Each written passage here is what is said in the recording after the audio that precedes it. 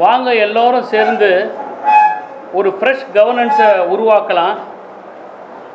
It's a new beginning, new எரா என்று மாண்புமிகு தமிழ்நாட்டுடைய முதலமைச்சர் முதலாக முதலமைச்சர் பொறுப்பை ஏற்றுக்கொண்ட பிறகு அவர் ஆற்றிய உரை. வாங்க எல்லோரும் சொல்லி எல்லோரும் சேர்ந்து கூப்பிட்டார். ஒரு நியூ கவர்னன்ஸை ஃபார்ம் பண்ணலாம், இது ஒரு இட்ஸ் எ பிகினிங், நியூ எரா என்று சொன்னார். உண்மைதான், இது ஒரு நியூ எரா. 100 நாளில் 546 குற்ற சம்பவங்களை செஞ்ச ஒரு நியூ எரா இன்னைக்கு மாண்புமிகு விஜயினுடைய சர்க்கஸ் சர்க்கார் தலைமையில் நடைபெற்றிருக்கக்கூடிய ஆட்சியில் இருக்கக்கூடிய ஒரு சாதனை இது. பெண்கள் பாதுகாப்பு ரொம்ப நான் ஸ்ட்ரிக்டாக வச்சுருப்பேன்னு சொன்னார். ஆனால் இன்றைக்கி பெண்களுக்கான பாதுகாப்பு எந்த அளவில் தமிழ்நாட்டில் இருக்குன்றது நாட்டு மக்களுக்கே நன்றாக தெரியும். தாவேக்கால கட்சியில் இருக்கக்கூடிய பெண்களுக்கே பாதுகாப்பு கொடுக்க முடியாத ஒரு பள்ளியில் இருக்கிற சர்க்காராக தான் இது இன்றைக்கி இருந்துகிட்ருக்கு. போதை கலாச்சாரத்திலேருந்து நம்ம பசங்களை அதிலிருந்து மீட்கணும், அவங்கள காப்பாற்ற வேண்டிய பொறுப்பு நமக்கு இருக்குன்னு சொன்னார். ஆனால் போதை பழக்கம் கடத்தல் இங்கே இருக்கிறது, இந்த கல்லூரி வளாகத்தில் போதை கடத்தப்படுகிறது, போதைப் பொருள் விற்கப்படுகிறது என்று தகவல் கொடுத்த அந்த மாணவனுக்கே பாதுகாப்பு கொடுக்க முடியாத வெக்கங்கட்ட சர்க்கஸ் சர்க்கார் அரசு தான் இந்த விஜயுடைய அரசு. நீங்கள் சட்டத்தை பாதுகாக்கக்கூடிய ஒரு முதலமைச்சர், சட்டம் ஒழுங்கை கையில் வைத்திருக்க கொண்டிருக்கக்கூடிய முதலமைச்சர், காவல்துறையை கையில் வச்சிருக்கிற முதலமைச்சர், ஜென்சி பிள்ளைகளெல்லாம் உங்களுக்கு ஆர்வமாக வாக்களித்த இந்த முதலமைச்சருக்கு இன்னைக்கு ஜென்சிக்கள் மட்டும் ஏறத்தாழ 10க்கு மேற்பட்ட இளைஞர்கள் இன்றைக்கு கொல்லப்பட்டிருக்கிறார்கள், படுகொலை செய்யப்பட்டிருக்கிறார்கள். இந்த கொலை பழியை மாண்புமிகு முதலமைச்சர் அவர்கள் ஏற்றுக்கொண்டு தான் ஆக வேண்டும். இந்த 100 நாளில் பல குற்ற சம்பவங்கள் தமிழ்நாட்டில் நடந்திருக்கு. நான் ஏற்கனவே சொன்னது மாதிரி 576 குற்ற சம்பவங்கள் இருக்குது. அதில் குற்றங்கள் வாரியாக எங்களால் பட்டியலிட்டு சொல்ல முடியும். இந்த ஒரு வாரத்தில் மட்டும் குற்றங்களினுடைய எண்ணிக்கையில் எடுத்துக்கிட்டிங்கன்னா, கோவையில் ஒரு மாணவன் போதைப் பொருளை பற்றி தகவல் கொடுத்ததா சொல்லி, அமுதன் என்கிற மாணவன், காவல்துறையே சொல்லுது அந்த கல்லூரியில் படிக்கக்கூடிய மாணவர்கள் இடத்துல அமுதன்ற உங்கள் ஃப்ரெண்டு தான் எல்லா தகவலும் கொடுத்தாருன்னு சொல்கிறாங்க. அதை அடிப்படையாக வச்சு சக மாணவர்களெல்லாம் அந்த மாணவனை கொலை செஞ்சுருக்கிறாங்க. ஆனால் சட்டமன்றத்தில் மாண்புமிகு அமைச்சர் என்ன சொல்கிறாரு, இரு கோஷ்டிகள் இருக்கக்கூடிய மோதல் சொல்லிட்டு வழக்கினுடைய தன்மையை திசை திருப்புறார். நான் கேட்கிறேன் மாண்புமிகு முதலமைச்சர் அவர்களே, இளைஞர்களுக்கான அரசு என்று நீங்கள் மார்த்தட்டி கொள்கிறீர்கள். இளைஞர்கள் மூலமாகவே ஆட்சிக்கு வந்தேன் என்று சொல்லுகிற நீங்கள், ஒரு இளைஞன் குற்றம் நடைபெறுகிறது என்று காவல்துறைக்கு சொன்ன ரகசியத்தை காப்பாற்றாத காவல்துறை, அப்படிப்பட்ட காவல்துறை என்ன மாதிரியான காவல்துறை? அதற்கு நீங்கள் முதலமைச்சராக இருப்பதற்கு கொஞ்சமும் உங்களுக்கு தகுதி இருக்கிறதா என்ற கேள்வியை தான் உங்களை நோக்கி நான் கேட்கிறேன். அமுதனுடைய தாயார் சொல்லுகிறார்கள், அரசின் மீது எங்களுக்கு நம்பிக்கை இல்லை. மாண்புமிகு எதிர்க்கட்சி தலைவர் அண்ணன் உதயநிதி அவர்கள்தான் எங்களுக்கு நீதி பெற்று தர வேண்டும் என்று சொல்லுகிறார்கள் என்று சொன்னால், ஆளுகிற அரசின் மீது இந்த நாட்டு மக்களுக்கு நம்பிக்கை இல்லை. எதிர்வரிசையில் இருக்கக்கூடிய எதிர்க்கட்சியாக இருக்கக்கூடிய திராவிட முன்னேற்ற கழகத்தின் மீது தான் நம்பிக்கை இருக்கிறது என்பது இது எடுத்து காட்டுகிறது. நேற்றைக்கு திருவொற்றியூரில் 2 அமைச்சர்கள், ஆதவ அர்ஜுனா அவர்களும் மாண்புமிகு ராஜ்மோகன் அவர்களும் ஓட விட்டிருக்காங்க. இந்த 100 நாள் சாதனை என்னவென்று சொன்னால், அமைச்சர்களை தலை தெறிக்க ஓட வைத்தது தான் இந்த 100 நாள் சாதனை. இதே மாதிரி தண்டையார்பேட்டையில் கஞ்சா வித்ததை தட்டி கேட்ட பையனை அம்மிக்கல்ல தூக்கி கொலை செஞ்சிருக்கிறாங்க. திருவரம்பூரில் 2 தாவேக்காக்காரங்க ஒருத்தரை வெட்டி கொலை பண்ணியிருக்கிறாங்க. விருதுநகரில் ஒரு ஸ்கூல் பொண்ணை டார்ச்சர் பண்ணதுக்கு தட்டி கேட்ட அப்பாவை வெட்டி கொண்டு இருக்கிறாங்க. காஞ்சிபுரத்தில் கோயில் திருவிழாவில் 2 இளைஞர்கள் வெட்டி கொண்டு இருக்கிறாங்க. திருபுவனத்தில் 25 வயசு இளைஞரை வெட்டி கம்மாயில் வீசி இருக்கிறாங்க. திருப்பூரில் லவ் பண்ண சம்மதிக்க மறுத்த அந்த பெண்ணை கொலை செஞ்சது மட்டுமல்ல, அந்த அம்மாவையும் இளைஞர்களையும் கொண்டு இருக்கிறாங்க.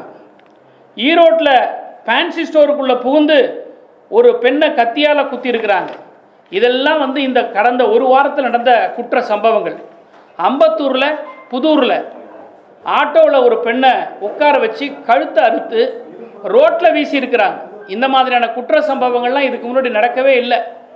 சினிமா படத்தில் வர மாதிரி காட்சிகளை, கொலை காட்சிகளை அரங்கேற்றி கொண்டிருக்கிறாங்க. கும்மிடிப்பூண்டியில் 17 வயசு இளைஞனை கொன்று கல்லறை மேலே போட்டு, இன்னும் சொல்லப்போனால் சில கொலை சம்பவங்களை செய்து ரீல்ஸ் எடுத்து வெளியிடுறாங்க. இதெல்லாம் எந்த கலாச்சாரத்தை காட்டுது?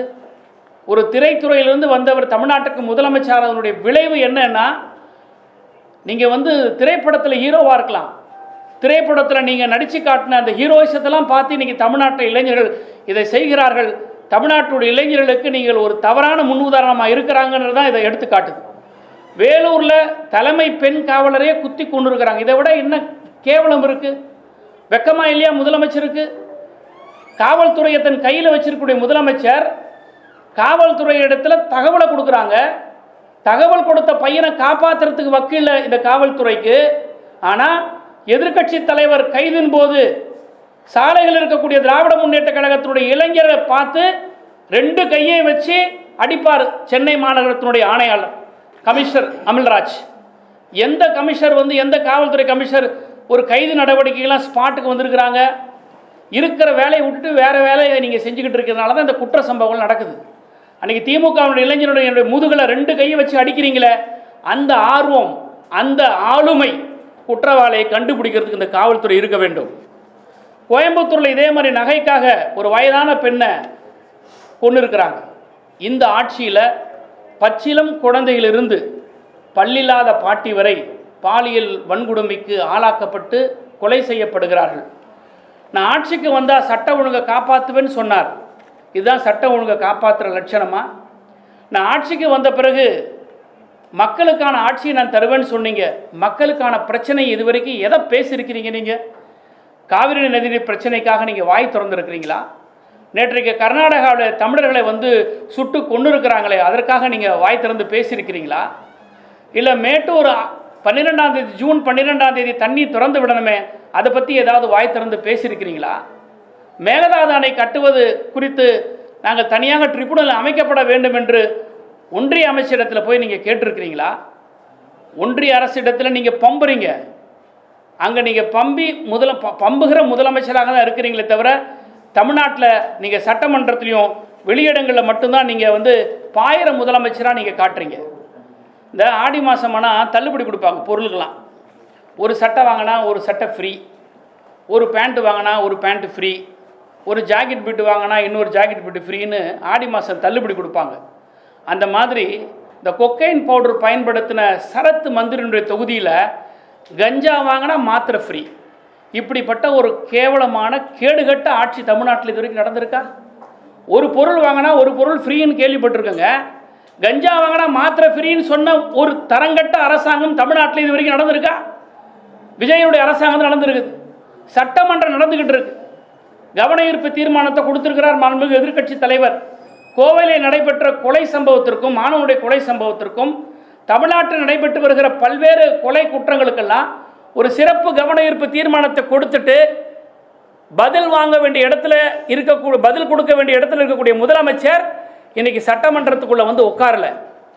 எதிர்க்கட்சி தலைவர் சட்டம் ஒழுங்கை பற்றி கவன ஈர்ப்பு தீர்மானத்தை கொடுத்த பிறகு சம்பந்தப்பட்ட முதலமைச்சர், காவல்துறை கையில் வச்சிருக்கிற முதலமைச்சர் பேசாம ஓடி ஒளிஞ்சுக்கிட்டு இருக்கிற அமைச்சர்களெல்லாம், சம்பந்தமே இல்லாத அமைச்சர்லாம் எழுந்து எழுந்து எழுந்து பேசிக்கிட்டு இருக்கிறாங்கன்னா இது என்ன மாண்பு?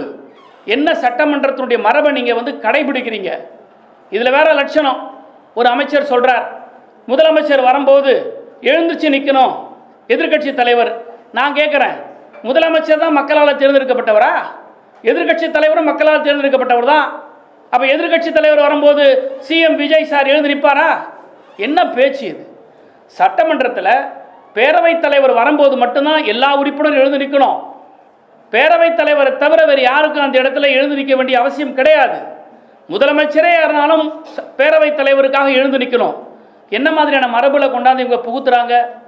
இந்த 100 நாட்களில் சட்டம் ஒழுங்கு சந்தி சிரிச்சிருக்கிறது. விலைவாசி கட்டுக்கடங்காமல் ஏறி இருக்குது. அரிசி விலை கிலோவுக்கு 30 ரூபாய் ஏறி இருக்குது. ஆவின் பால் தட்டுப்பாடு ஏற்பட்டிருக்கிறது. இன்றைக்கி வந்து கரண்ட் பில்லு ஷாக் அடிக்குது. மக்களுடைய பிரச்சனை, அன்றாட பிரச்சனை, இதை பற்றி அரசாங்கம் யாராவது வாய் திறந்து பேசுகிறாங்களா? சட்டமன்றத்தில் கேட்குற கேள்விக்கு அந்த துறையினுடைய மந்திரிங்க யாராவது பதில் சொல்கிறாங்களா? சம்பந்தமே இல்லாதவங்க ஆளாளுக்கு எழுந்துச்சு பேசுகிறாங்க. முன்ன நான் கூப்பிடவே இல்லை, நீ எதுக்கு ஆஜராகிறன்னு கேட்குற அளவுக்கு யார் யாரோ வந்து பதில் சொல்கிறாங்க. இன்றைக்கி விலைவாசி விண்ண முட்டுகிறது. இதுக்கெல்லாம் யார் பொறுப்பேற்றுக்கிறா? ஒரு அக்கௌண்டபிலிட்டி இல்லாத ஒரு அரசாங்கம் இன்றைக்கி நடந்துக்கிட்டு இருக்குது. அதே மாதிரி இன்றைக்கி ஒரு பெரிய கலாச்சாரம், அட்ஜஸ்ட்மெண்ட் கலாச்சாரம். டிவிகே கட்சியினுடைய நிர்வாகி ஒரு அம்மையார், ஒரு பெண்மணி தூத்துக்குடி எஸ்பி காவல் நிலையத்துக்கு சூப்பரண்டன்ட் ஆஃபீஸ்க்கு போய் ஒரு புகார் கொடுக்குறாங்க, அட்ஜஸ்ட்மெண்ட் பண்ண சொல்கிறாங்கன்னு சொல்லிட்டு. இது என்ன மக்களுக்கான ஆட்சியா, அட்ஜஸ்ட்மெண்ட்டுக்கான ஆட்சியா? எந்த பெண்களுடைய பாதுகாப்பை சொல்லி நீங்கள் ஆட்சிக்கு வந்தீங்களோ, இன்றைக்கி தினம் தினம் பெண்களுடைய அவல குரல், அலறல் குரல் கேட்டுக்கொண்டே இருக்குது. விஜய் சார், உங்களுக்கு காதில் கேட்கவே இல்லையா? அப்படியே பிடிச்சி வச்சு பிள்ளையார் மாதிரி உட்காந்துருக்கீங்களே சட்டமன்றத்தில். கேட்குற கேள்விகளுக்கு எழுந்து பதில் சொல்லணுமா வேண்டாமா? உங்களுக்காக சிறப்பு கவன ஈர்ப்பு தீர்மானம் உங்களுடைய துறை சம்பந்தமாக சட்டமன்ற எதிர்க்கட்சி தலைவர் பேசும்போது அது எழுந்துச்சு பேசக்கூட முடியாமல் நீங்கள் வெளியில் போகிறீங்க. இன்னொரு விஷயம், ஒரு சட்டமன்றம் நடந்து கொண்டிருக்கும் போது அவசியம் இல்லாமல் அமைச்சர் பெருமக்களோ முதலமைச்சரோ வெளியில் நிகழ்ச்சிகள் போய் கலந்துக்கக்கூடாது. சட்டமன்றத்தில் தான் அங்கே அவைலபிளாக இருக்கணும். சட்டமன்ற நடவடிக்கைகள் நேரங்களுடைய பெரும்பான்மையான நேரங்கள் அவங்க உள்ளே தான் உட்காரணும். இயற்கை உபாதைகளை தவிர அல்லது உணவு இடைவேளைகளை தவிர சட்டமன்ற நடவடிக்கைகள் முழுமையாக இருந்து கவனிக்கப்பட வேண்டும். எதிர்க்கட்சி தலைவர் கவன ஈர்ப்பு தீர்மானத்தின் போது உரையாற்றும் போது எங்கே போயிருந்தீங்க சார்? சரி போனீங்க, போன இடத்துல பேசுனீங்களா? உங்களுக்காகவே ஒரு தொலைக்காட்சி நிறுவனம் வந்து ஒரு ப்ரொமோ ப்ரோக்ராம் நடந்தது 100 நாள். காசே இல்லாமல் மறைமுகமாக அவங்களுக்கு பணம் கொடுத்து, மறைமுகமாக நீங்கள் அவங்களுக்கு பணம் கொடுத்து தான் எங்களுக்கு தகவல் கொடுத்து அவங்கள பில்டப் பண்ணுறதுக்காக 100 நாள் சாதனையை செய்கிறதுக்காக உங்களுக்கு ஒரு ப்ரொமோ பண்ணி ஒரு நிகழ்ச்சி நடத்துனாங்க. அங்கேயாவது போய் உங்கள் சாதனையை பேசுனீங்களா? முதலீட்டார் மாநாடு நடத்துனீங்க. முதலீட்டார் மாநாட்டில் பத்திரிகையாளர் உங்களை யாராவது அனுமதிச்சாங்களா? ஏன்னா குட்டு வெளிப்பட்டுரும். பத்திரிகையாளர் உள்ளே போனாங்கன்னா இன்வெஸ்டர்ஸை யாராவது பேசுவாங்க. பேசும்போது இவங்கெல்லாம் உண்மையிலே இன்வெஸ்டர்ஸா இல்லை கோட்டு சூட்டு மாட்டின்னு வந்து இன்வெஸ்டர்ஸான்றத குட்டு வெளிப்பட்டுடும். அதுக்காக பத்திரிகையாளர் உள்ளே அனுப்பலை. சரி, பத்திரிகையாளர் உள்ளே அனுப்பலை, நீங்கள் என்ன பேசுனீங்க? நீங்கள் அங்கே உரையாற்றுனீங்களா? யாரை நம்பி வந்திருக்கிறாங்க? அங்கே முதலமைச்சர் நம்பி வந்திருக்கிறாங்க. முதலமைச்சருடைய பாலிசி என்ன, பார்வை என்ன, நோக்கம் என்ன, தொழில்துறையை பற்றி எண்ணம் என்ன, இதை பற்றிலாம் பேசினா தானே நம்பிக்கையோடு வந்து அவங்க வந்து உங்களிடத்தில் முதலீடு செய்வாங்க. இது எதுவுமே கிடையாது. சினிமா படத்தில் நடிக்கிற மாதிரியே இன்றைக்கி ஆட்சியை நடிச்சுக்கிட்டு இருக்கீங்க. நான் ஒன்றே ஒன்று கேட்குறேன், இந்த ஆட்சியாளர்களை பார்த்து நீங்கள் 100 நாளில் சாதித்தது என்ன அப்படின்னு ஒரு வீடியோ வெளியிடுறீங்க. எதையாவது ஒரு சாதனையை நீங்கள் வெளியிட்டீங்களா? இன்றைக்கி காலையிலேருந்து நான் பார்த்துக்கிட்டு இருக்கேன். நீங்கள் வந்து பதவியேற்பு விழாவில் பேசின பேச்சு, அங்கங்கே நீங்கள் விட்ட டைலாக்கு, இதையெல்லாம் தான் நீங்கள் செஞ்சீங்களே தவிர, அதை விட இன்னொரு முக்கியமான சாதனை என்னன்னா, விஜய்க்கே டஃப் கொடுத்துருக்குறாங்க நம்ம மந்திரிங்களாம். ஜனநாயக படத்தை பார்த்துட்டு ஆக்ஷனில் ரொம்ப கில்லடியாகிறாங்க ஒவ்வொரு மந்திரியும். எல்லாம் கண்ணீர் விட்டு எழுதாங்க. விஜய்க்கு கூட அந்த நடிப்பு வராது, அந்த அளவுக்கு டஃப் கொடுத்துருக்குறாங்க. இதுதான் இந்த 100 நாட்களில் செய்யப்பட்டிருக்கிற சாதனையை தவிர வேறு எதுவுமே கிடையாது. பத்திரிகையாளர்களுக்காக சந்திப்பது கிடையாது. 100 நாள் ஆச்சே, நீங்கள் பத்திரிகையாளரை சந்தித்து நான் செஞ்சிருக்கிற சாதனை ஏதாவது சொல்லியிருக்கிறாரா? ரெண்டாவது, பத்திரிகையாளர்களை வந்து தணிக்கை செய்கிறார்கள். எந்த நிகழ்ச்சிக்கு வர வேண்டும், எந்த நிகழ்ச்சிக்கு வெளியே வைக்க வேண்டும் என்ற ஒரு கட்டுப்பாடு. இது அறிவிக்கப்படாத எமர்ஜென்சி. பத்திரிகையாளர்களுக்கான சுதந்திரத்தை இவங்க வந்து கொடுக்கவே இல்லை. இதை யாரும் கேட்கவும் மாட்டேன்றீங்க. யாராவது புறக்கணிக்கிறீங்களா முதலமைச்சருடைய நிகழ்ச்சியை? யாராவது அமைச்சர்களுடைய பேட்டியை புறக்கணிக்கிறீங்களா? கண்டென்ட்டுக்காக நீங்கள் போகிறீங்க, ரைட்டு, ரீல்ஸுக்காக போகிறீங்க. எவ்வளோ காலம் இப்படியே போக போகிறீங்க? தமிழ்நாட்டுடைய கலாச்சாரம் மாறுது, தமிழ்நாட்டுடைய அரசியல் மாண்பு மாறுகிறது, தமிழ்நாட்டுடைய அரசியல் மரபு மாற்றப்படுகிறது. இதையெல்லாம் எதிர்க்கட்சியாக எங்களை போன்றவர்கள் மட்டும்தான் கேட்க வேண்டும் என்பது அல்ல. பத்திரிகை துறையாக இருக்கக்கூடிய உங்களுக்கும் அந்த பொறுப்பு இருக்குது, அந்த கடமை இருக்குது. அதனால தான் சொல்கிறேன், இந்த 100 நாள் வந்து இது வந்து சர்க்கஸ் சர்க்காரை தவிர மக்களுக்கான சர்க்கார் அல்ல. இந்த 100 நாளில் நாசமாகி வருகிற தமிழ்நாடு, நாசமாகும் தமிழ்நாடை தவிர இது நாளுக்கு நாள் முன்னேற்றம் அடைகிற இது தமிழ்நாடு கிடையாது. எனவே இந்த 100 நாள் நீங்கள் செய்யவில்லை என்றாலும் கூட அடுத்து வர காலங்களில் சட்டமன்றம் நடைபெற்று கொண்டிருக்கிறது. இந்த சட்டமன்றத்தில் அந்தந்த துறை அமைச்சர்கள் எழுந்து பதில் சொல்லணும். அந்தந்த கேள்விகளுக்கு அந்தந்த அமைச்சர்கள் பதில் சொல்லணும். அதை விட்டுட்டு நீ செஞ்சியா நான் செஞ்சியா அறவேக்காடு மந்திரிகளாக உட்காந்துருக்கிறாங்க. தயவுசெய்து நான் சொல்கிறதுக்கு இது மன்னிக்கணும். சுத்த அறவேக்காட்டு அமைச்சர்கள் எந்த கேள்விக்கு எப்படி பதில் சொல்லணும்னு தெரியாமல் பேசிக்கிட்டு இருக்காங்க. ஒரு ஆதவர்ஜனார் ஒரு அமைச்சர், அரசியலும் தெரியல, ஆட்சியில் இருக்கக்கூடிய அதிகாரத்தை பற்றியும் தெரியல. நாடாளுமன்றத்தில் வந்து நீட்டு மசோதாவை திராவிட முன்னேற்ற கழகத்தை சேர்ந்த காந்தி செல்வன் அமைச்சர் வந்து சட்ட முன்வடிவை தாக்கல் செய்தாருன்னு ஒரு வடிகட்டுன பொய்ய சொல்கிறார். உங்களுக்கு தான் அரசியல் அறிவு இருக்கா? இல்லை பாராளுமன்ற நடவடிக்கையில் நீங்கள்லாம் கவனிச்சிருக்கிறீங்களா? நீட்டு மசோதான்னு ஒன்று கிடையவே கிடையாது. மெடிக்கல் கவுன்சில் ஆஃப் இந்தியாவுடைய நோட்டிஃபிகேஷன், அந்த நோட்டிஃபிகேஷன் அறிவிச்சுட்டு விட்டதே தவிர மெடிக்கல் கவுன்சில் ஆஃப் இந்தியா எந்த நாடாளுமன்றத்தில் யாரும் சட்ட முன்வடிவை கொண்டாந்தெல்லாம் அங்கே சப்மிட் பண்ணவே இல்லை. இது அடிப்படை புரிதல் கூட இல்லாமல் அறவேக்காட்டு அமைச்சர்கள் தான் இன்றைக்கி இருக்கிறாங்க. இன்றைக்கி சட்டமன்ற பேரவை நடவடிக்கைகளை வந்து லைவ் போடுறீங்க, போடுங்க, நல்லா எக்ஸ்போஸ் ஆக போகிறீங்க. நீங்கள் தான் இந்த கூட்டத்தொடர் முடிஞ்ச பிறகு கோமாளிகள் கூடாரம் அப்படின்னு தான் வருமே தவிர சட்டமன்றத்தில் ஆக்கப்பூர்வமான எந்த ஒரு கேள்விக்கும் பதில் அளித்ததாக இருக்கவே இருக்காது. அதனால தான் சொல்கிறோம், திராவிட முன்னேற்ற கழகம் திரும்ப திரும்ப சொல்வது என்னென்னா, இந்த 100 நாளில் நீங்கள் செஞ்சதெல்லாம் சட்டம் ஒழுங்கு சந்தி சிரிச்சிருக்குது, போதைப் பொருள் அதிகமாக நடமாடுகிறது, போதைப் பொருள் விற்கிறார்கள் என்று காவல்துறைக்கு சொல்லக்கூடியவர்களுடைய ரகசியத்தை காப்பதற்கு முடியாமல் திணறுகிறது இந்த ஆட்சியாளர்கள். அவர்களை காவு வாங்கி கொண்டிருக்கிறது. இது ஒரு மோசமான போக்கு. விவசாயிகளுடைய பிரச்சனை, விலைவாசி பிரச்சனை, கரண்ட் பில்லு ஏறி இருக்குது.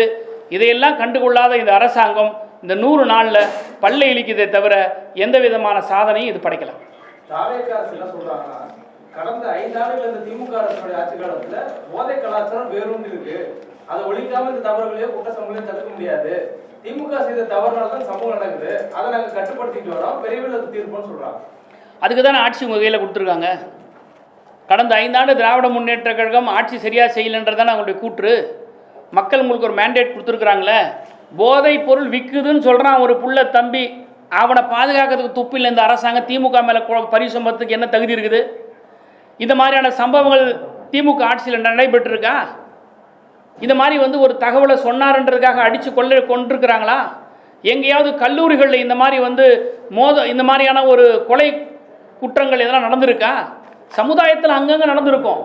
ஆனால் இது அரசினுடைய ஃபெயிலியர். இது அதான் நான் கேட்குறேன். டிஜிபி டெய்லியும் கவர்னன்ஸ் போலீஸ் கவர்னன்ஸை பார்க்குறாரா டிஜிபி?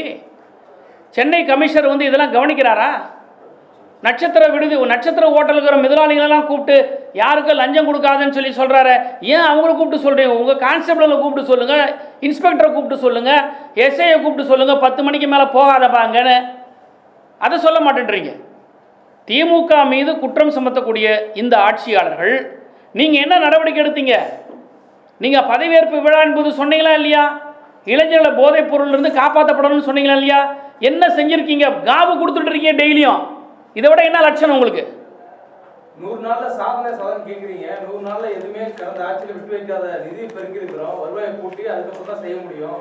100 நாள்ல என்னென்ன இருக்கோ அதை மக்களுக்காக நேர்மையாக செஞ்சிருக்கோம். லீக்கேஜஸ் ஸ்டாப் பண்ணிட்டு இருக்கோம்னு சொல்றாங்க. கொண்டாந்து காட்ட சொல்லுங்க. லீக்கேஜை காட்டியிருக்கிறேன்னா உங்களோட நிதிநிலை அறிக்கையில் வருவாய் வந்து உயர்ந்திருக்கணும்ல. 15,000 கோடி வருவாய் வந்திருக்குதுன்னார். உடனே எங்களுடைய முன்னாள் நிதியமைச்சர் தங்கம் தென்னரசு எழுந்திருச்சு 15,000 கோடி வந்திருக்குதுன்னா எந்தெந்த அக்கௌண்ட்டில் எந்தெந்த ஹெட்டில் வந்திருக்குது மாண்புமிகு அமைச்சர் சொல்ல முடியுமான்னு கேட்குறாரு. உடனே நிதி அமைச்சர் எழுந்து பெடரி அடித்து ஓடுறார். இல்லை வரும் அப்படின்னு நாங்கள் எதிர்பார்க்குறோன்னார். வரும்னு எதிர்பார்க்குறங்கிறது வேற, வந்துருச்சுன்னு சொல்கிறது வேற. ஆனால் இவங்க எவ்வளோ பொய் சொல்கிறாங்க பாருங்கள். நாங்கள் வந்து ஊழலையே ஒழிச்சிட்டுன்னு சொல்கிறாங்க. ஆனால் அரசு வழக்கறிஞர்களுக்கு லஞ்சம் வாங்கின்னு இருக்கிறாங்க. 15,000 கோடியை நாங்கள் வந்துருச்சுன்னு சொல்கிறாங்க. எங்களுடைய சட்டமன்ற உறுப்பினர் எழுந்து கேள்வி கேட்டால் வரும்னு நாங்கள் எதிர்பார்க்குறோன்றாங்க. அப்போ 15,000 கோடி உங்களுக்கு வந்திருக்குமே ஆனால் நிதிநிலை அறிக்கையில் ரிஃப்ளெக்ட் ஆகிருக்கணும். லீக்கேஜை நீங்கள் வந்து ஷட்டில் பண்ணியிருக்கீங்கன்னா எவ்வளோ லீக்கேஜ் எந்தெந்த துறையிலேருந்து நீங்கள் வந்து அடைச்சிருக்கீங்க, அதன் மூலியமாக எவ்வளோ வருமானம் வந்திருக்குது, அந்த பணத்தெல்லாம் கொண்டாந்து கஜானாவில் சேர்த்துருக்கீங்களா அப்படின்றதெல்லாம் சொல்லணும். இதையெல்லாம் சொல்லாமல் சும்மா வாயில் வடை சுடுற மாதிரி நாங்கள் 15,000 கோடி கொண்டாண்டோம், 15,000 கொண்டாடினா நீங்கள் என்ன போய் அம்பாரத்தில் போய் அரப்பறத்து கொண்டாந்து வெள்ளாமையை கொண்டாந்து நீங்கள் வந்து கஜானாவில் சேர்த்துருக்கீங்களா? கடந்த திமுக ஆட்சியிலும் இதே மாதிரி குற்றங்கள் நடைபெற்றது. அப்பெல்லாம் திமுக வந்து தனிநபர்களுடைய பிரச்சனை, அது ஒரு சமூக பிரச்சனை இல்ல, தனிநபர்கள் நடக்கக்கூடிய தாக்குதலுக்கும் கொலைகளுக்கும் அரசு பொறுப்பேற்க முடியாதுன்னு சொன்னாங்க. இப்ப தாவேக அரசுல நடக்கக்கூடிய தனிநபர்களுடைய தாக்குதலுக்கும் கொலை சம்பவங்களுக்கும் எப்படி அரசு பொறுப்பேற்க முடியும்? கோவையில் அமுதன் கொலை செய்யப்பட்டது தனிநபர் தாக்குதலா? திருவொற்றியூர்ல ஒரு மாணவன் கொலை செய்யப்பட்டிருக்கான தனிநபர் தாக்குதலா? இதெல்லாம் தனிநபர் தாக்குதலா? தனிநபர் தாக்குதல் நடைபெற்றதுக்கு நடவடிக்கை எடுக்கப்படணும். திமுகவுடைய ஆட்சியில் குற்றங்கள் நடைபெற்றதே வச்சுக்கங்க, நிறைய வச்சுதான் வச்சுங்க. ஆனால் எல்லாத்துக்கும் நடவடிக்கை எடுக்கப்பட்டதா இல்லையா? காவல்துறை தூங்கிட்டு இருந்ததா? நான் கேட்குறேன், இந்த கோயம்புத்தூரில் நடந்த இன்சிடென்ட் ஒன்றுக்கு மட்டும் பதில் சொல்லுங்கள் முதலமைச்சரை. நீங்கள் வந்து சாரி சொல்லிட்டா போதுமா அப்படின்னு எங்களுடைய முதலமைச்சரை கேட்டார். இந்த பெற்றோர்கள்ட்ட யாருக்கிட்டையாவது பேசியிருக்கிறார் அவர்? ஆனால் எதிர்க்கட்சி தலைவர் தான் அலைபேசியில் கூப்பிட்டு பேசுகிறார் அமுதனுடைய பெற்றோரிடத்துல. அந்த பெற்றோர் சொல்கிறாங்க, எங்களுக்கு நம்பிக்கை உங்கள் மேலே தான் இருக்குது, எதிர்க்கட்சி தலைவரான உதயநிதி ஸ்டாலின் மேலே தான் நம்பிக்கை இருக்குது, இந்த அரசின் மீது நம்பிக்கை இல்லைன்னு சொல்கிறாங்களே. ஓட்டு போட்டு வந்திருக்கிற மைனாரிட்டி கவர்மெண்ட் தான், ஆனால் ஆட்சியில் இருக்கீங்க நீங்கள், ஆனால் உங்கள் மேலே மக்களுக்கு நம்பிக்கை இல்லை, எதிர்க்கட்சி மேலே தான் நம்பிக்கை இருக்குது. சார், அமைச்சர் சரத் அவர்கள் வந்து இந்த பவுடர் பயன்படுத்துகிற விஷயம் அது குறித்து நான் ஏற்கனவே விளக்கம் கொடுத்தேன் அப்படின்னு சொல்லி சட்டமன்றத்திலே அதை சொல்லிட்டு இதுக்கப்புறம் அதை பேச வேணாம், நான் தான் விளக்கம். என்ன விளக்கம் கொடுத்தாரு? அதை ஒரு குழந்தைக்கு மாத்திரையை கசி கொடுத்ததா? குழந்தைக்கு மாத்திரையை கசிக்க கொடுக்குறதுலாம் அப்படி தான் செய்வார். நீங்களே சொல்லுங்கள் சார் யாராவது. குழந்தைக்கு நான் கேட்குறேன், இன்றைக்கி நான் ஒரு குற்றச்சாட்டு சொல்லியிருக்கேன். குழந்தைக்கு மாத்திரை கொடுத்ததா விளக்கம் சொல்கிறார்ல, அந்த குழந்தை எங்கங்க? அந்த குழந்தை பக்கத்தில் எங்கே இருந்ததா? முதல்ல அவர் பக்கத்தில் உட்கார்ந்து அந்த குடும்பத்துக்கு சம்மந்தப்பட்டவங்களான்னு சொன்னார் அவர். குழந்தைக்கு மாத்திரையை அப்படி வந்து பவுடர் பண்ணுற டெக்னாலஜி எங்கே கற்றுக்கிட்டார் அவர்? ஒன்று டெமோ பண்ணி காட்ட சொல்லுங்கள் பார்க்கலாம். எல்லாரும் முன்னாடி உங்கள் ஊடகங்கள் முன்னாடி டெமோ பண்ணி காட்ட சொல்லுங்கள். யாராவது குழந்தைக்கு மாத்திரை செல்ஃபோன் மேலே வச்சு பண்ணுவாங்களா? குழந்தைக்கு கொடுக்குற மாத்திரை எவ்வளோ ஹைஜீனிக்காக இருக்கணும். பக்கத்தில் டாக்டர் இருக்கிறார், குழந்தைகள் டாக்டர், ஜென்ரல் மெடிசின். குழந்தைக்கு யாராவது அந்த மாதிரி கொடுப்பாங்களா? என்ன பைத்தியகாரத்தனமாக பேசுகிறாங்க இந்த அமைச்சர்கள்லாம். நான் தான் சொல்கிறேன்னே, இந்த கொக்கையின் சரத்குமார் அவர் தொகுதியில் ஆடி ஆஃபர் போய் நிற்குது. இப்போ போதை பொருள் வாங்கினீங்களா, மாத்திரை இலவசங்கிறாங்க. வெக்கமில்லை உங்களுக்கு? கோவை அமுதன் விஷயத்துல வந்து அவங்க தாயார் வந்து கல்லூரி நிர்வாகத்துக்கு மேல கம்ப்ளைண்ட் கொடுத்துருக்காங்க. அதுக்கு அந்த இவங்க போலீஸ் ஸ்டேஷன் வந்து அதை எடுக்க மாட்டோம், நீங்க கொலை நடந்த இடத்துல இல்ல, நீங்க எப்படி கம்ப்ளைண்ட் கொடுக்கலாம், நாங்க எஃப்ஐஆர் போட மாட்டோம் மறுத்துருக்காங்க. நீங்க தான் அதில் சட்ட உதவி செய்யறது. இதுல தெரியுதா இந்த லட்சணம்? இதுலேயே தெரியலையா? இந்த அரசாங்கத்துடைய ஃபெயில் இது தெரியலையா? முதலமைச்சருடைய அவரால் இன்னபிலிட்டி, முதலமைச்சருடைய கையாளாகத்தனம், முதலமைச்சருடைய இயலாத தன்மை, முதலமைச்சரிடத்தில் நிர்வாகம் இல்லை என்பது இதை விட என்ன காட்டுது? ஒரு பேரண்ட்ஸு கொலை செய்யப்பட்ட பாதிக்கப்பட்டவங்க கம்ப்ளைண்ட் கொடுக்குறாங்க, ஆனால் அந்த கம்ப்ளைண்ட்டை வாங்க மாட்டேன்னு காவல்துறை சொன்னால் வெக்கப்பட வேணாம், அவமானப்பட வேணாம் முதலமைச்சர்? எங்கே போகிறார் இப்போ? அந்த முதலமைச்சருக்கு வீரவசனம்லாம் எங்களுடைய அரசாங்கத்தை எங்களுடைய தலைவரை பற்றி கேட்டார். அப்போ இருந்த வீரமெல்லாம் எங்கே போச்சு? அந்த கல்லூரி நிர்வாகத்தை பேட்டி கொடுக்க சொன்னது யார் சார்? எங்கேயாவது ஒரு நிறுவனம் வந்து முன்கூட்டி வந்து கல்லூரி நிறுவனம் வந்து பேட்டி கொடுக்குமா? யாருடைய பேக்கிங் இல்லாமல் கொடுப்பாங்க? அவங்க காவல்துறை அரசினுடைய பேக்கிங் இல்லாமல் கொடுக்காதது. நீதி வழங்குறதை விட்டுட்டு அந்த பாதிக்கப்பட்டவங்க மேலே குற்றம் சுமத்துறதுன்னா இது என்ன மாதிரியான அரசாங்கம் இது? முதலமைச்சர் சுதந்திர தின உரையில் என்ன சொல்லியிருக்காரு? நிர்வாக ரீதியாக நாங்கள் மத்திய அரசுக்கு ஒத்துழைப்பு தருவோம், ஆனால் தமிழ்நாடோட உரிமைகளை விட்டு தர மாட்டோம்னு பேசியிருக்கிறாரு. என்ன ஒத்துழைப்பு கொடுத்து என்ன உரிமையை மீட்டெடுத்தார்? நான் கேட்குறேன், national song and national anthem, இந்த ரெண்டு பாடல்களை நேஷனல் ஹானரிங் ஆக்ட் கொண்டாடுறாங்க. அந்த ஹானரிங் ஆக்டில் வந்து எந்த பாடல் எந்த வரிசையில் வரணுன்றத பில்லு வருது, பாஸ் ஆகுது. இவங்களுக்கு நாடாளுமன்றத்தில் உறுப்பினர்கள் அதை விட்டுடுங்க. ஆனால் வந்தே மாதரம் பாடல் இருக்கக்கூடிய சில பத்திகள் ஒரு குறிப்பிட்ட மத பிரிவினரை புண்படுத்தக்கூடிய நோக்கத்தில் இருக்கிறதுனால தான் அன்றைய காலகட்டத்திலே அது நீக்கப்பட்டது, அது பாடப்படலை. இப்போ திராவிட முன்னேற்ற கழகத்தை சேர்ந்த நாடாளுமன்ற உறுப்பினர் துணை பொதுச் செயலாளர் ராசா எழுந்து நாடாளுமன்றத்தில் சொல்கிறார், அமெண்ட்மெண்ட் கொடுக்குறார், நீங்கள் கொண்டு வாங்க. ஆனால் இந்த பத்தியை அன்றைக்கே எதிர்ப்பு தெரிவிக்கப்பட்டது, அதை நீங்கள் நீக்குங்கன்னு சொன்னாங்க. ஆனால் அதை நீக்காமையே நிறைவேற்றுறாங்க. இந்த இடத்துல தாவேக்கானுடைய ஸ்டாண்ட் என்ன சார்? எப்போ சார் தாவேக்கா வாயை திறந்து பேசியிருக்குது? வந்தே மாதரம் வரட்டும், எங்களுக்கு பரவாயில்லை, அதில் வரக்கூடிய வரிகள் எங்களுக்கு சிக்கல் இருக்குது, நாங்கள் ஏற்றுக்கொள்ள மாட்டோம்னு சொன்னாங்களா சார் இது வரைக்கும்? தாவேக்கா அரசியல் கட்சிக்குன்னு ஒரு நிலைப்பாடு எதனா இருக்கா சார்? டீலிமிட்டேஷனுக்கு அனைத்து கட்சி கூட்டம்ன்ற பேரில் வந்து நீங்கள் வந்து எல்லா சட்டமன்ற நாடாளுமன்ற உறுப்பினருக்கு அழைப்பு விடுத்து கூட்டம் நடத்துனீங்களே, தாவேக்கா கட்சிக்கு டீலிமிட்டேஷனில் என்ன ஸ்டாண்டுன்னு இது வரைக்கும் சொன்னீங்களா? என்ன தீர்மானத்தை நீங்கள் வடிச்சு எடுத்தீங்க? நீங்கள் கடந்த மார்ச் மாதம் 2025ஆம் ஆண்டு திராவிட முன்னேற்ற கழக அரசின் போது வடிக்கப்பட்ட தீர்மானத்தை தாண்டி நீங்கள் என்ன பெருசாக சொல்லிட்டீங்க? எந்த ஒரு நிலைப்பாடும் கிடையாது. சும்மா நாங்கள் வந்து மத்திய அரசோட நாங்கள் ஒன்றிய அரசோட நாங்கள் இணக்கமாக இருப்போம்னா இணக்கமாக இருங்க. யார் வேணான்றா? யார் இணக்கமாக இருக்க மாட்டேன்றா? எங்களுடைய ஆட்சியை நாங்கள் இணக்கமாக இருக்கிறதா ரைட் இருக்கு. நீங்கள் விஎம்ஜி ராம்ஜி அந்த 100 நாள் வேலையை ஏன் கையெழுத்து போட்டீங்க? அது இணக்கமாக? அது பேர் நாடே எதிர்க்குது. பாஜக ஆட்சி செய்கிற மாநிலங்களே எதிர்த்தது. பாஜக ஆட்சி செய்கிற மாநிலங்களை எதிர்த்து அந்த 100 நாள் வேலை திட்டத்தை வரிஞ்சு கட்டிக்கிட்டு முதலமைச்சர் விஜய் கையெழுத்து போட்டார். நீங்கள் என்ன பெருசாக ஒன்று மாநில அரசுடைய உரிமைகளை நீங்கள் மீட்டுட்டீங்க? காவிரி நதி பிரச்சனை பற்றி உங்களுடைய உரிமை எங்கே நீங்கள் நிலைநாட்டினீங்க? மேகதாது அணை கட்டுறதை தடுப்பதை பற்றி உங்கள் உரிமை நீங்கள் எங்கே நிலைநாட்டினீங்க? டம்மி முதலமைச்சராக இருக்கீங்க, பப்பட் முதலமைச்சராக இருக்கீங்க, பொம்மை முதலமைச்சராக இருக்கீங்க. நீங்கள் துணைவேந்தர் ஒருத்தர் சொல்கிறார் சார், ஒரு யூனிவர்சிட்டி வைஸ் சான்சலர் வந்து சொல்கிறார், இந்த பில் பாஸ் ஆகிறதுக்கு முன்னாடியே ஒரு சர்க்குலர் வந்தது, வந்தே மாதரம் பாடப்படும், தமிழ்தாய் வாழ்த்து 3வது தான் பாடப்படுறேன்னு சொல்கிறீங்களே, நீங்கள் ஏதாவது நடவடிக்கை எடுத்தீங்களா அந்த துணைவேந்தர் மேலே? இல்லை கண்டிச்சிருக்கீங்களா? இல்லை ஹையர் எஜுகேஷன் மினிஸ்டர் கூப்பிட்டு குறைஞ்சபட்சம் வார்ன் பண்ணிருக்கா? உங்களால் ரிமூவ் பண்ண முடியாது, ஏன்னா சான்சலர் இவர் வைஸ் சான்சலர், கவர்னருக்கு தான் அதிகாரம் இருக்குது. ஆனால் கண்டிக்கிற உரிமை இருக்கா இவங்களுக்கு? தொடரடிக்க கவர்மெண்ட்டுங்க இது. அவங்க என்ன சொல்றாங்க அப்படின்னா, முதலமைச்சர் தலைமையில நோ டீலிமிட்டேஷன் கொண்டு வந்திருக்கிறோம். ஆனா திமுக வந்து இரட்டை நிலைப்பாடு உடையவர்கள். அமைச்சர் நிர்மல்குமார் இல்ல மறுபடியும் ரிப்பீட் பண்ணுங்க, சொல்லுங்க. சாரி. முதலமைச்சர் தலைமையில அனைத்து கட்சி எம்பிக்கள் கூட்டத்துல நோ டீலிமிட்டேஷன் ஒரு தீர்மானத்தை கொண்டு வந்திருக்கிறோம். ஆனா திமுக குறித்து பேசுறப்ப சிடிஆர் நிர்மல்குமார் என்ன சொல்லிருக்காரு, திமுக இன்னைக்கு இங்க வந்து ஆதரிச்சாங்க சட்டப்பேரவை, ஆனா அங்க போய் ஆதரிப்பாங்க இரட்டை நிலைப்பாடு உடையவர்கள். எங்க போய் எதை ஆரம்பிப்பீங்க? டீலிமிட்டேஷன் நீங்க ஆதரிப்பீங்க. இப்ப பாராளுமன்றத்தில் டீலிமிட்டேஷன் பில் இருக்கா? கொஞ்சமாவது அறிவு இருக்கா அவங்களுக்குலாம்? அரசியல் தெளிவு இருக்கா இவங்களுக்குலாம்? நாடாளுமன்றத்துக்கு முன்னாடி இப்போ வந்து பில் இருக்கா? நாங்கள் எப்படி போய் ஆதரிப்போம்? இந்த அரசியல் புரிதல் கூட இல்லையே. மாநில உரிமையில விட்டு கொடுக்க மாட்டேன்னு சொன்னார முதலமைச்சர், தமிழ்நாட்டினுடைய முதலமைச்சர்.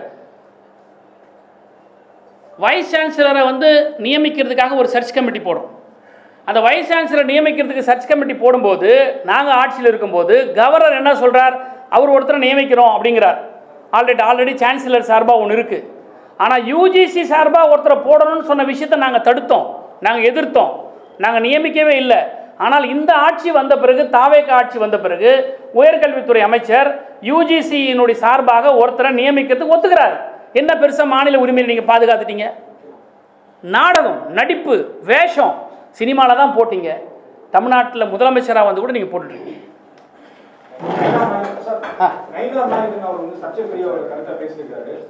அதே உதயநிதி ஸ்டாலின் அவர்கள் மீது உடனடியாக கைது நடவடிக்கை போன அரசு வந்து இதுவரைக்கும் என்ன நடவடிக்கை எடுக்க அப்படின்னு பாருங்க. பாஜக கண்டு பம்பும் டம்மி முதலமைச்சர் விஜய்.